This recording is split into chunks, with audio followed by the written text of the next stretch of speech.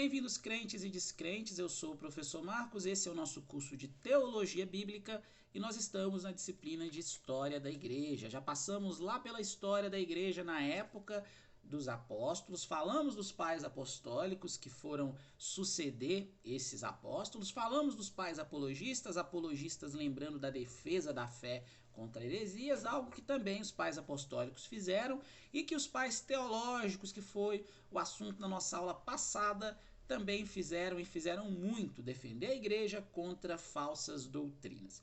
Ficou faltando falar dentre os pais teólogos ou pais teológicos sobre a figura de Agostinho de Hipona. Como eu disse, Agostinho de Hipona merece uma aula exclusiva para ele, levando em consideração o quão Agostinho de Hipona foi importante. Ele é considerado aquele que fez estudos sobre as escrituras, depois do apóstolo Paulo, o teólogo ou estudioso das escrituras mais importante. Ele vai lançar pensamentos que vão ser utilizados muitos anos depois, no período da Reforma Protestante, e até nos dias de hoje, quando a gente fala sobre pecado, quando nós falamos sobre graça, quando nós falamos sobre o governo do mundo e o governo de Deus, o reino dos céus e vários outros pensamentos. A Trindade também, inclusive ele tem um livro famoso chamado A Trindade.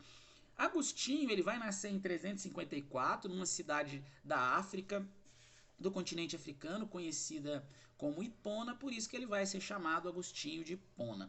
Ele vai falecer em 430, muitos anos depois, e ele não era um cristão. Agostinho vai se converter ao cristianismo.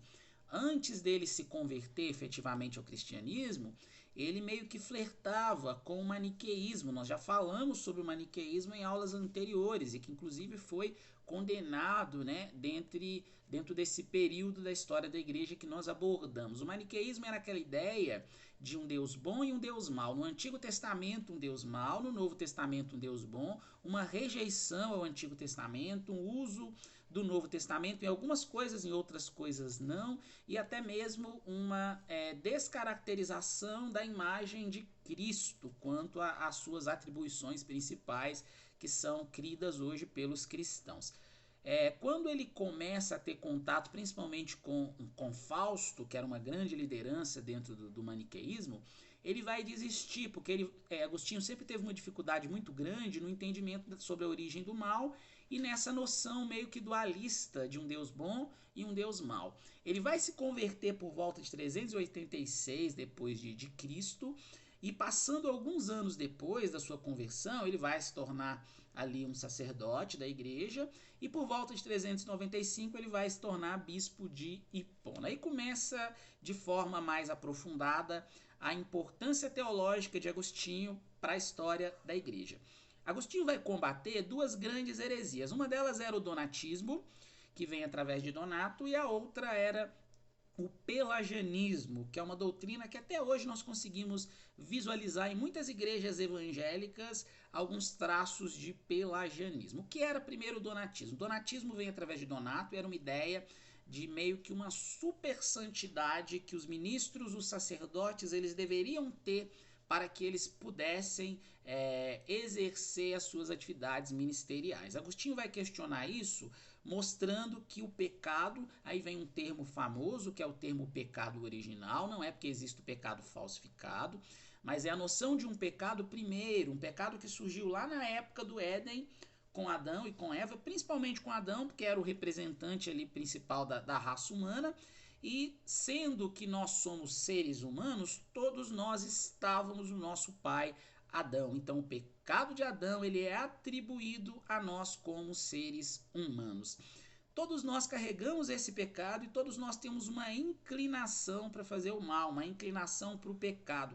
Seria necessário então, na visão de Agostinho, por isso que ele é chamado teólogo da graça, que a graça, que é um favor imerecido, alcançasse o coração do cristão, para que assim ele buscasse a Deus. Sem a graça alcançar o coração desse cristão, corrompido pelo pecado, jamais ele seguiria a Deus. Esse pensamento ele é depois trabalhado, melhor trabalhado por Martinho Lutero, por João Calvino, também de outra forma por Jacó Armínio, por Jonathan Edwards, por Zwingli e muitos outros reformadores e teólogos já da época da modernidade, da pós-modernidade. O que tem de mais importante em Agostinho? Quando ele vai combater o donatismo, ele mostra que há uma essência do pecado em todos nós, e ele parte principalmente de uma obra que ele escreve, que é chamada Confissões. Essa obra é uma obra muito famosa, Confissões de Agostinho, que é uma obra que eu indico para todos que estudam a história da igreja, para todos que estudam a teologia e principalmente se interessam pelo assunto da teologia, falando sobre pecado, falando sobre graça, falando sobre a salvação em Cristo Jesus. Por quê? Agostinho vai mostrar o quanto que ele era, nas suas próprias palavras, depravado antes da graça alcançar o seu coração. Uma história famosa que é narrada em Confissões de Agostinho é um momento em que ele vê no vizinho um pé carregado de peras e ele vai roubar aquela pera pelo simples desejo de roubar aquela pera. O prazer que ele sentia em cometer esse ato pecaminoso do roubo, e não porque ele necessitava daquela pera. A partir disso ele vai fazer uma autoanálise e vai levar isso para toda a humanidade, mostrando que o pecado ele está totalmente intrínseco à raça humana e que tem uma ligação muito forte com o orgulho. O pecado é aquilo que o ser humano quer cometer. Por isso que é necessário a graça, para que a graça alcance o coração e faça uma transformação no caráter dessa pessoa. Ele vai combater muito, além dele combater o donatismo, essa noção de super santos dentro da igreja, ele vai combater também o pelagianismo. O pelagianismo vem através da figura conhecida e considerada como um monge britânico chamado Pelágio, onde Pelágio vai dizer que nós conseguimos por nossa própria conta, por nossa própria e livre vontade, alcançar a Deus e alcançar assim a salvação. Agostinho vai dizer e vai mostrar que isso não é possível, principalmente fazendo análise e interpretações das cartas de Paulo aos Romanos, onde ele vai mostrar que o homem é pecador desde o início e que esse pecado está na raça humana desde a época de Adão, de onde surge, como eu havia dito anteriormente, a noção de pecado original. Qual seria então a solução? Que a graça salvadora, que a graça que é sem merecimentos, não depende de algo que eu tenha feito, ela viesse a alcançar o coração do homem, e esse coração do homem convertido, transformado, regenerado, teria então um impulso que vem do próprio Deus, do próprio Espírito Santo. Ele vai trabalhar muito a noção do Espírito Santo e da sua obra em uma outra obra, em outro livro já conhecido como A Trindade, e sem isso o homem não consegue seguir a Deus.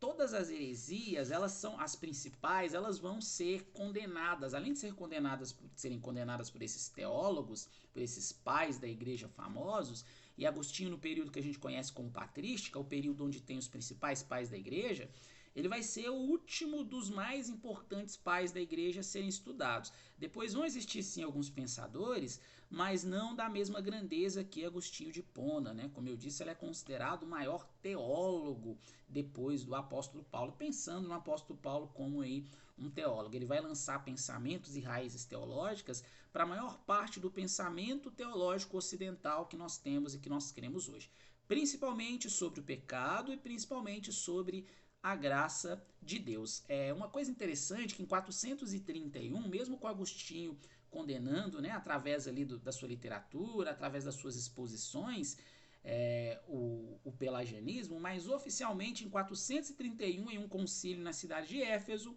o pelagianismo vai ser condenado oficialmente. É assim que ocorre com as heresias, né? Assim que ocorria com as heresias no período da história da igreja. Hoje, infelizmente, as heresias elas são até propagadas pela televisão, propagadas pela internet, propagadas pelos programas de rádio. Mas no passado, esses pais da igreja eles combatiam essas heresias e eles mostravam qual deveria ser a forma certa de crer e de seguir uma determinada doutrina. Na aula de hoje, então, nós falamos sobre a figura desse que é considerado por muitos o maior pai da igreja, o teólogo mais importante da história, que é Agostinho de Hipona. Quando nós estudarmos lá na frente a história da igreja no período da Reforma, no período pós-Reforma e até no período contemporâneo em que nós vivemos, no século XXI, vai ser muito importante o pensamento que muitos teólogos lançam sobre as obras, sobre os estudos de Agostinho de Hipona. Na próxima aula nós vamos falar sobre a história da igreja no período da Idade Média, no período medieval. Vamos abordar um pouco sobre a história do catolicismo, o surgimento do papado e outros assuntos importantíssimos. Aguardo vocês!